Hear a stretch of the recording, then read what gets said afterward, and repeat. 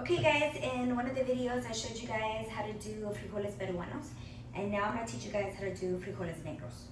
And probably the biggest difference between the peruanos and the negros is epazote. So epazote is an herb and it has a super strong flavor, but it goes great with frijoles negros. So I filled up my pot like I did the last time, about 2/3 of the way. I've already rinsed these beans 4 times. You want to rinse them just like you would the other, any kind of beans that you have. I do half a white onion, and then I put in a jalapeño. And then in the meantime, I put in about half of a bunch of epazote, and I'll put it in large like this. That way you can take it out. And then I'll take it over here. Okay, and then I'm just gonna add the beans inside. And when I have a huge batch like this, it takes forever, but I normally just kind of go like that the entire way.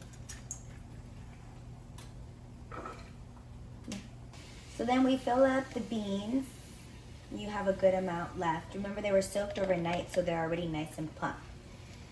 And then we're gonna put it like medium-high heat. And then we're gonna put our lid that already has little holes in it. If you don't have a Mexican pot, you can use any pot and just kind of leave it open a little bit. But these are really inexpensive at Northgate, which is like a really big Mexican market, or you can just go to Tijuana, bring them across the border. I love these things. I swear your beans come out so much better in one of these. Okay, and then you lift it, and oh my God, they look so delicious. You're gonna taste a bean, so you're gonna grab one if it's nice and soft, and then taste it, then you know it's done. Salt to taste, and you're finished.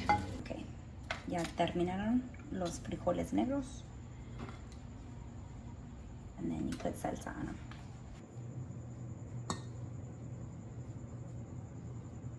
Done. Deliciousness.